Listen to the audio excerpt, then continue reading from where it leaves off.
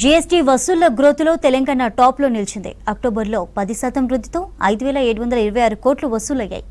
GST స్లాబ్ల తగ్గింపు, Dasara Deepavali ఆఫర్లతో sales భారీగా పెరిగాయి. తగ్గించిన స్లాబ్లతో రాష్ట్రానికి వచ్చిన నష్టంపై ఈ సేల్స్ క్లారిటీ వచ్చింది. ఇక బీజేపీ పాలిత రాష్ట్రాలు జీఎస్టీ వసూళ్ల వృద్ధిలో వెనుకంజలో ఉన్నాయి. జీఎస్టీ వసూళ్ల వృద్ధిలో తెలంగాణ టాప్లో నిలిచింది. అక్టోబర్ నెల జీఎస్టీ వసూళ్లలో 11% వృద్ధి సాధించిన రాష్ట్రంగా కర్ణాటకతో పాటు సమానంగా నిలిచింది. దసరా దీపావళి పండుగల సీజన్ అమ్మకాలతో రికార్డు స్థాయిలో 5,725 కోట్ల జీఎస్టీ వసూళ్లను రాష్ట్రం సాధించింది. జీఎస్టీ స్లాబులు తగ్గించడంతో రాష్ట్రానికి ఎంత నష్టం వస్తుందోనని లెక్కలు వేస్తున్న టైంలో పెరిగిన సేల్స్ ఒక నెల రిలాక్స్ నిచ్చాయి. గతేడాది అక్టోబర్తో పోల్చితే తెలంగాణలో 515 కోట్లు పెరిగినట్లు కేంద్రం తెలిపింది. గత అక్టోబర్లో 5,211 కోట్ల జీఎస్టీ వసూళ్లు వచ్చాయి. దేశవ్యాప్తంగా 1,45,052 కోట్ల జీఎస్టీ రెవెన్యూ కలెక్షన్ జరిగినట్లు కేంద్రం వివరించింది.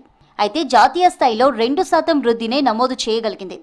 ఇంటిగ్రేటెడ్ గూడ్స్ అండ్ సర్వీస్ ట్యాక్స్లో state goods and service tax కింద గత నెల వరకు తెలంగాణ వాటా కింద 26,334 కోట్లు సెటిల్ చేసినట్లు కేంద్రం తెలిపింది.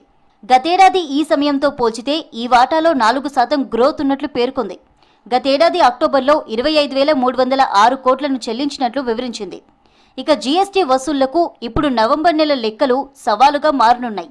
జీఎస్టీ స్లాబుల రేట్ల తగ్గింపు రాష్ట్రంపై ఎంతవరకు ఉంటుందో తెలుసుకోవాలంటే నవంబర్ సేల్స్ను పరిగణలోకి తీసుకోవాల్సిందేనని ఆర్థిక విశ్లేషకులు చెబుతున్నారు.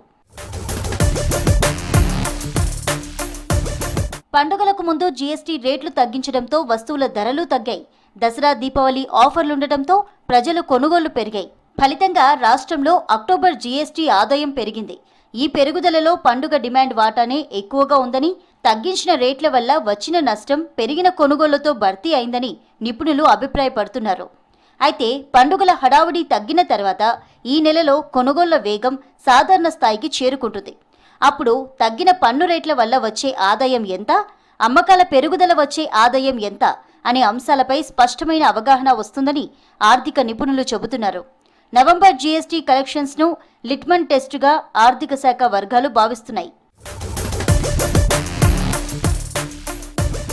కేంద్ర ప్రభుత్వం సెప్టెంబర్ 22వ తేదీ నుంచి 12%, 18% జీఎస్టీ స్లాబులను రద్దు చేసి అత్యధిక వస్తువులను 5%, 18% స్లాబుల్లోకి మార్చింది.